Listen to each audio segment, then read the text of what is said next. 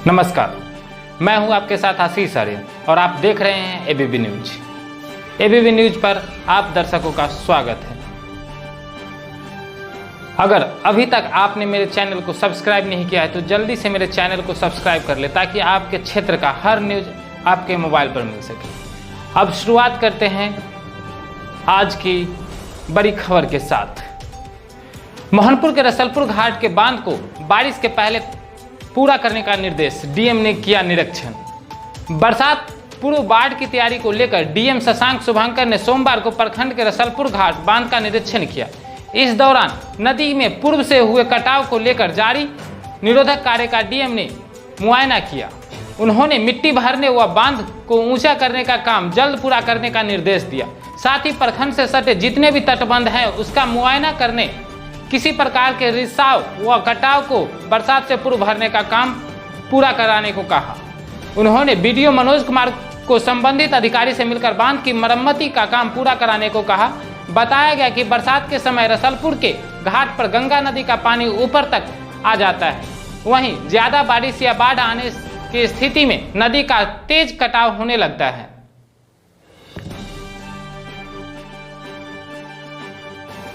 निगरानी के हत्थे चढ़ा मुखिया और मुखिया प्रतिनिधि, हर घर नल जल योजना में ले रहे थे कमीशन।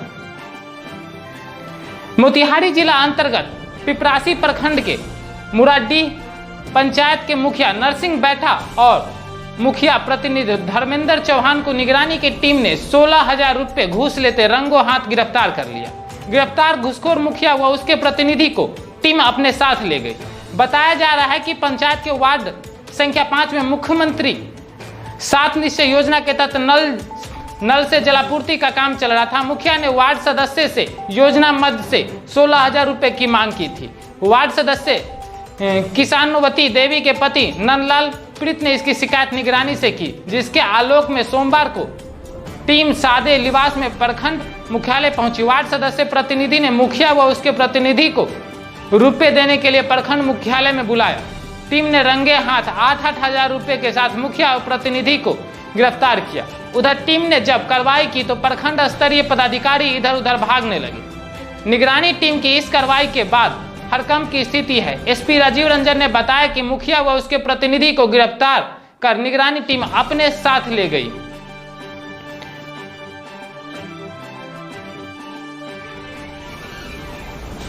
रेल कर्मियों ने सरकार पर लगाया मजदूर विरोधी नीति अपनाने का आरोप। छटनी और निजीकरण के विरोध में मनाया काला दिवस। इस सेंट्रल रेलवे कर्मचारी यूनियन समस्तीपुर मंडल की ओर से सोमवार को मजदूर विरोधी नीति, निजीकरण व कर्मचारियों की छटनी सहित अन्य सरकार के निर्णय के विरोध में सभी शाखा कर्मचारी ने काला दिवस मनाया। इसका नेतृत्व मंडल मंत्री के मिश्रा ने किया। इस दौरान कर्मचारियों ने श्रम नियम में परिवर्तन कर मजदूर वर्ग के काम के घंटों में बढ़ोतरी, केंद्रीय कर्मियों का महंगाई भत्ता व सेनावृत्ति कर्मियों की महंगाई राहत वेतन पर जनवरी 2020 से जुलाई 2021 तक रोक लगाने, निजीकरण, मल्टी स्किल के नाम पर कर्मचारियों की छटनी, उद्योगपतियों को फायदा पहुंचाने का एक पक्षीय निर्णय के विरोध में कर्मचारियों ने आवाज बुलंद की। इस दौरान नेताओं ने कहा कि यदि न्याय नहीं मिला तो आंदोलन को और तेज किया जाएगा। केंद्र सरकार से निर्णय को वापस लेने की मांग पर भी वो अड़े रहे। इस दौरान कर्मचारियों ने काला बिल्ला लगाकर सोशल डिस्टेंसिंग का पालन करते हुए केंद्र सरकार ने इन निर्णय को वापस लेने की मांग की। वहीं इन पर जल्द कोई एक्शन नहीं लेने पर आंदोलन करने पर जोर दिया। कर्मचारियों में सरकार के विरुद्ध काफी आक्रोश दिखा।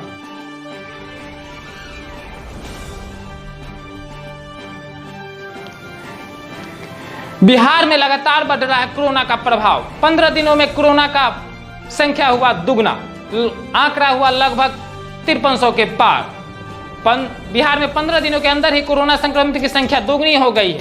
पिछले 2 महीनों में जहां 2,500 कोरोना संक्रमित मरीज मिले थे, वहीं 15 दिनों में इनकी संख्या दुगुनी हो गई है। अभी बिहार में औसत 200 से 250 कोरोना पेशेंट प्रतिदिन मिल रहे हैं। 22 मार्च को बिहार में पहले 2 कोरोना संक्रमित की पहचान की गई थी, जबकि 24 मई को कोरोना संक्रमित की संख्या बढ़कर 2574 हो गई। दूसरी ओर 15 दिनों के बाद कोरोना संक्रमित की संख्या बढ़कर 8 जून को 5175 हो गई। वही 27 मई को 3036 कोरोना संक्रमित मरीज थे, जो 5 दिन बाद बढ़कर 2 जून को 4096 और 5 दिन बाद 7 जून को 5070 हो गए। स्वास्थ्य मंत्री मंगल पांडे ने बताया कि संक्रमित की संख्या को देखते हुए स्वास्थ्य सुविधाओं में बढ़ोतरी की जा रही है। आइसोलेशन बेड की संख्या बढ़ाकर 33,458 की गई, जबकि कोरोना जांच केंद्रों की संख्या बढ़कर 28 की गई है। 20 जून से राज्य में 10,000 सैंपलों की प्रतिदिन जांच होने लगी। इस प्रकार अन्य सुविधाओं में भी बढ़ोतरी की जा रही है। एक तरफ बिहार में जहां कोरोना संक्रमित मरीजों की संख्या 15 दिनों में दुगने हो गए है, वहीं बिहार के कई शहरों में सिर्फ 10 दिनों में ही मरीज दुगने हो गए। सीमांचल और पूर्व बिहार के जिलों में मरीजों की संख्या बहुत तेजी से बढ़ रही है। बता दें कि 9 मई तक उत्तर बिहार का जिला सुपौल में कोई भी मरीज नहीं था। 28 मई को यह संख्या 58 व 7 जून को 156 हो गई। सहरसा में तो 10 दिनों में मरीज की संख्या 62 से बढ़कर 93 तक हो चुकी है। और खगड़िया में 28 मई को 149 पॉजिटिव केस था, तो 8 जून को यहाँ आंकड़ा 276 के पार हो गया। और भागलपुर मुंगेर के साथ साथ करीब करीब यही केस आंकड़ों में देखें तो उत्तर बिहार में सिर्फ एक पखवाड़े में मरीजों की संख्या 3 गुना बढ़ रही है। अब सवाल उठता है कि क्या कम्युनिटी स्प्रेड तो नहीं। बिहार में दरोगा ने किया सुसाइड, पुलिस लाइन के बैरक में लटकता हुआ मिला शव। इस वक्त की बड़ी खबर यही है कि मुंगेर में जहां न्यू पुलिस लाइन में रह रहे दरोगा ने खुदकुशी कर लिया, जिसके बाद इलाके में हड़कंप मच गया है। मामले की जानकारी मिलते ही मौके पर पहुंची पुलिस अधिकारी जांच में जुटे। मामला मुंगेर के न्यू पुलिस लाइन के, जहां मंगलवार की सुबह न्यू पुलिस लाइन के बैरक के आंगन में लगे पेड़ से लटकता हुआ दरोगा का शव बरामद किया गया, जिसके बाद से पुलिस न्यू लाइन में सनसनी फैल गई। दरोगा के परिजनों की इसकी सूचना दी गई, जिसके बाद घर वालों को रो रो कर बुरा हाल है। वहीं पुलिस अधिकारी के मौजूदगी में दरोगा का शव फंदे से उतार कर पोस्टमार्टम के लिए भेजे जाने की प्रक्रिया की जा रही है। वहीं अधिकारी इसकी जांच में भी जुटे हैं। ताजा जानकारी के अनुसार अभी मृत दरोगा कोरोना पॉजिटिव पाए गए।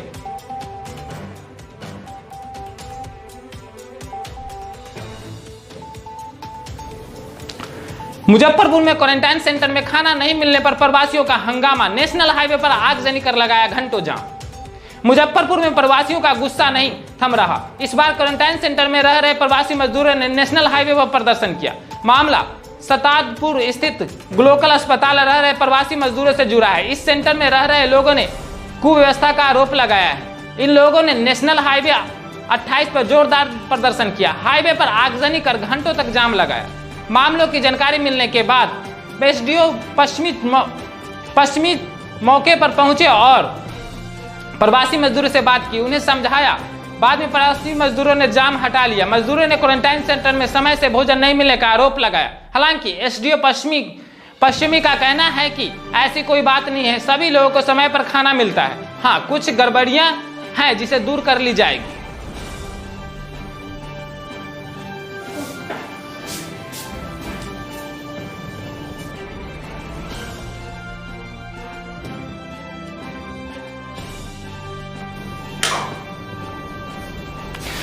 बिहार में कोरोना 5300 के पार, कल भी मिले 200 के करीब केस। बिहार में जानलेवा कोरोना वायरस का प्रकोप जारी है। इस वायरस से संक्रमित मरीजों की संख्या हर दिन भारी मात्रा में इजाफा हो रहा है। ताजा अपडेट के मुताबिक आज 198 लोग कोरोना पॉजिटिव मिले।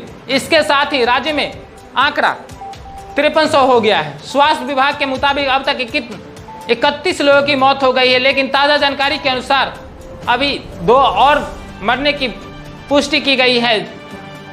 यह संख्या लेकर अब 33 हो गई है। स्वास्थ्य विभाग की ओर से ताजा जानकारी के अनुसार 198 लोग कोरोना पॉजिटिव मिले। इससे बिहार राज्य में अब कोरोना संक्रमित की संख्या 5300 हो गई। स्वास्थ्य विभाग ने बताया कि पटना से 4, गया से 1, शेखपुरा से 3, कटिहार से 2, बांका से 1, सुपौल से 20, सिवान से 8, सीतामढ़ी से 1, गोपालगंज से 2, नवादा से 7, खगड़िया से 7, जहानाबाद से 1, सीतामढ़ी से 9, नालंदा से 1, पश्चिमी चंपारण से 19, अरवल से 1, भागलपुर से 5, पूर्वी चंपारण से 3, भोजपुर से 20 नए सामने मामले आए हैं।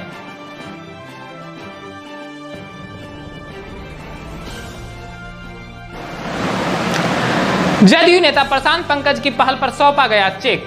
गत माह बिजली के करंट लगने से मृत प्रखंड के हरिशंकरपुर पंचायत अंतर्गत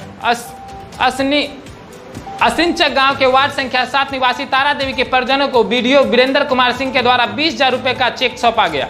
युवा जनता दल के राष्ट्रीय सचिव प्रशांत कुमार पंकज की पहल पर उन्होंने यह चेक मृतक के पुत्र लक्ष्मण सानी व अंटेरन सानी के हाथों सौंपा। मौके पर पंचायत के मुखिया अरुण पासवान, पूर्व जदयू प्रखंड अध्यक्ष राम सकल महतो, राजेश्वर पासवान, अनिल कुमार, डॉक्टर विवेक दत्त मौजूद थे।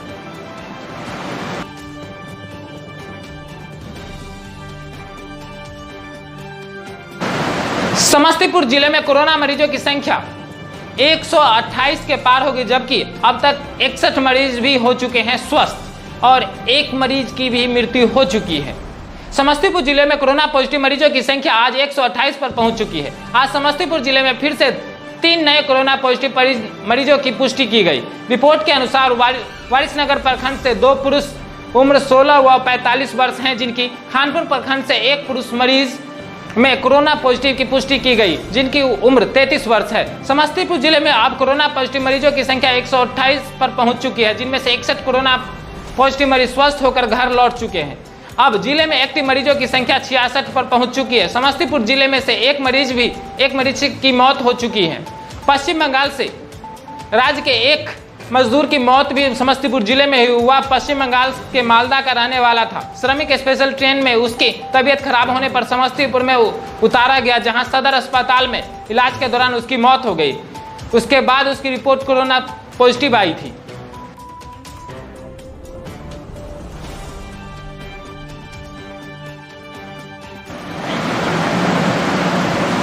दलसिंहसराय नगर बूथ संख्या 248 पर बिहार जनसंवाद कार्यक्रम का आयोजन किया गया।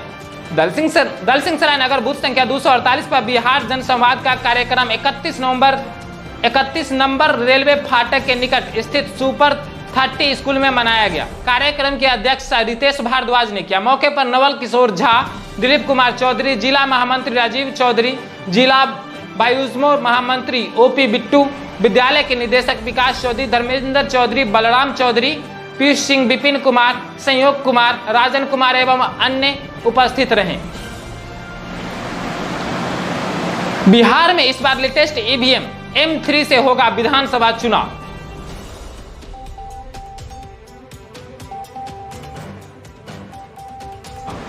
बिहार में अक्टूबर-नवंबर में होने वाली विधानसभा चुनाव की तैयारी शुरू कर दी गई है। आने वाला बिहार विधानसभा चुनाव इस बार सबसे लेटेस्ट ईवीएम मशीन M3 से होगा। मुख्य निर्वाचन पदाधिकारी ने इस मामले को लेकर सभी जिला के जिला निर्वाचन पदाधिकारी को निर्देश दिया है। उन्होंने सभी जिला निर्वाचन पदाधिकारी से कहा है कि जिलों में जो भी ईवीएम M1 और M2 है उसे अन्य राज्य में भेजे जाएं। M3 ईवीएम मशीन सबसे लेटेस्ट टेक्नोलॉजी की मशीन है। इससे इस बार विधानसभा चुनाव कराने का निर्देश मुख्य निर्वाचन पदाधिकारी ने सभी जिला निर्वाचन पदाधिकारी को दिया है। इसके अलावा मुख्य निर्वाचन पदाधिकारी ने सभी जिला पदाधिकारी को मतदान केंद्रों का भौतिक सत्यापन जल्द कर लेने का निर्देश दिया। निर्वाचन पदाधिकारी ने लोकसभा चुनाव के समय जिन जिलों में आपराधिक घटनाएं हुई थी उनका अनुसंधान भी शीघ्र पूरा करने का निर्देश संबंधित जिलों के एसपी और एसएसपी को दिया है।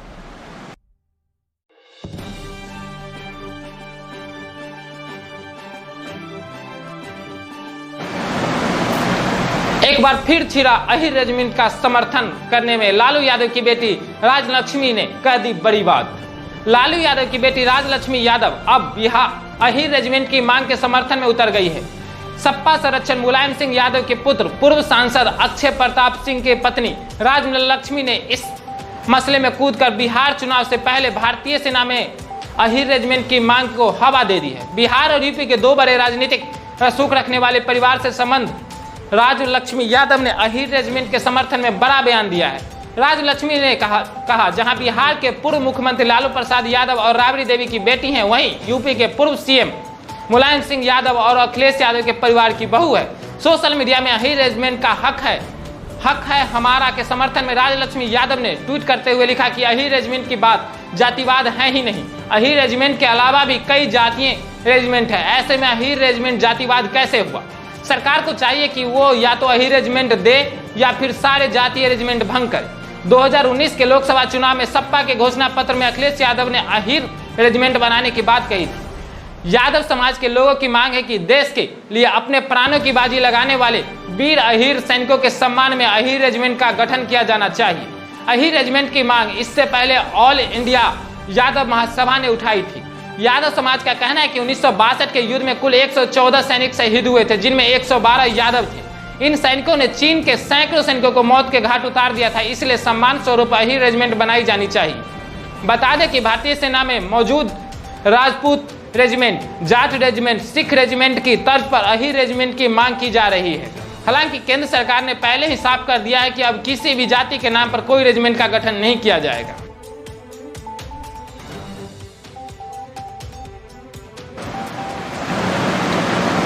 चुनाव आयोग तक पहुंच गया कोरोना। श्रम मंत्रालय के 11 अधिकारी भी हुए कोरोना पॉजिटिव। दिल्ली में कोरोना का कहर बढ़ते ही चला जा रहा है। दिल्ली के कई केंद्रीय मंत्रालय कोरोना वायरस की चपेट में आ चुकी हैं। दिल्ली में स्वास्थ्य मंत्रालय और रक्षा मंत्रालय के बाद अब कोरोना का एंट्री चुनाव आयोग से लेकर श्रम मंत्रालय तक हो चुकी है। श्रम मंत्रालय में जहां कोरोना के 11 मामले सामने आए, वहीं चुनाव आयोग में भी एक अधिकारी कोरोना पॉजिटिव मिला। इसके अलावा दिल्ली के उपराज्यपाल के दफ्तर के कुछ अफसर भी वायरस के चपेट में आ चुके हैं। सोमवार को केंद्रीय श्रम एवं रोजगार मंत्रालय में कोरोना वायरस के मामले सामने आए। श्रम शक्ति भवन में स्थित मंत्रालय में 11 अधिकारी कोरोना वायरस पॉजिटिव पाए गए। वहीं चुनाव आयोग में भी कोरोना वायरस का एक मामला सामने आया है। यहाँ ईवीएम डिवीजन में काम करने वाला एक अधिकारी कोरोना पॉजिटिव पाया गया। बता दें कि देश में कोरोना वायरस से संक्रमित मरीजों की संख्या तेजी से बढ़ती जा रही है। सोमवार सुबह स्वास्थ्य मंत्रालय के ताजा आंकड़ों के मुताबिक देश में अब तक 2,65,611 लोग कोरोना से संक्रमित हो चुके हैं। इसमें 7,603 लोगों की मौत हो चुकी है, जबकि 1,29,000 लोग ठीक भी हो चुके। देश में पिछले 24 घंटे में कोरोना वायरस से रिकॉर्ड 11,000 के करीब सामने केस आए हैं और 206 मौतें हो चुकी हैं।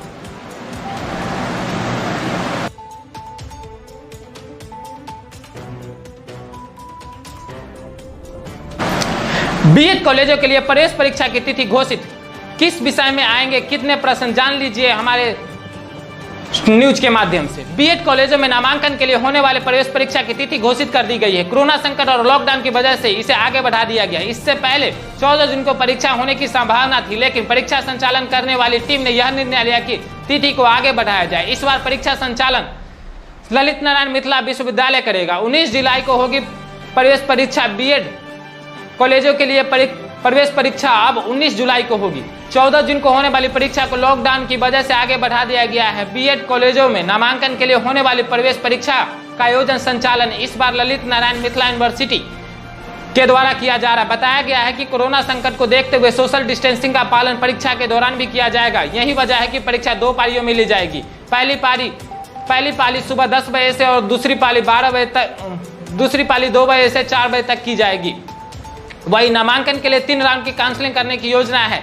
इन 10 शहरों में आयोजित होगी प्रवेश परीक्षा। परीक्षा संचालन का जिम्मा ललित नारायण मिथिला यूनिवर्सिटी को दिया गया है। इसके अनुसार बीएड संयुक्त प्रवेश परीक्षा बिहार के 10 शहरों में आयोजित की जाएगी। ये शहर हैं पटना, मधेपुरा, मुजफ्फरपुर, छपरा, दरभंगा, गया, पूर्णिया, भागलपुर, मुंगेर और आरा। सोशल डिस्टेंसिंग के साथ 2 पालियों में परीक्षा आयोजित की जाएगी। प्रवेश परीक्षा का समय 2 घंटे निर्धारित किया गया है।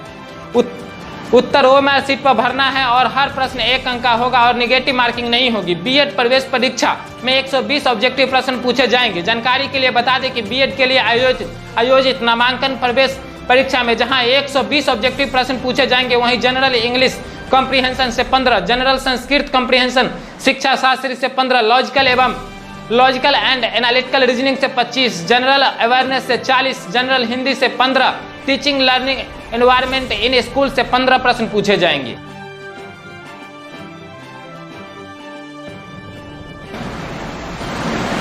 सीटेट उत्तीर्ण छात्र छात्राओं के प्रतिनिधि मंडल ने जिला अधिकारी को सौंपा ज्ञापन। सीटेट उत्तीर्ण छात्र पीयूष कुशवाहा के नेतृत्व में सीटेट पास छात्र छात्राओं का एक प्रतिनिधि मंडल ने जिलाधिकारी को ज्ञापन सौंपा। प्रतिनिधि मंडल ने जिलाधिकारी के माध्यम बिहार सरकार से 2 मांग किया। पहली मांग यह है कि बिहार राज्य के प्राथमिक शिक्षक नियोजन के केवल बिहार राज्य के ही छात्र को मौका मिले। वहीं दूसरी मांग वर्तमान में न्यूनतम अर्हता प्राप्त, जिससे दिसंबर माह में सीटेट पास अभ्यर्थी को प्राथमिक शिक्षक बहाली प्रक्रिया में आवेदन करने का अधिकार दिया जाए। इस प्रतिनिधि मंडल में भाईजुमो बिहार प्रदेश नेता गुंजन मिश्रा भी साथ थे। श्री मिश्रा ने भी सरकार से मांग की कि सभी सीटेट पास छात्रों को भी बहाली प्रक्रिया में आवेदन का अधिकार मिलना चाहिए। बहुत मेहनत से किसी भी परीक्षा को पास करते हैं। जब सरकार कोई परीक्षा लेती है तो उसमें पास छात्रों को बहाली प्रक्रिया में मौका देना ही चाहिए। प्रतिनिधि मंडल में धर्मेंद्र महतो, अमरेंद्र पंडित, शशि रंजन, पूजा कुमारी, कंचन कुमारी सहित दर्जनों छात्र उपस्थित रहे। इस मौके पर ये सब छात्र उन लोगों का साथ दिए जो सीटेट को प्रतिनिधि मंडल में शामिल हुए थे।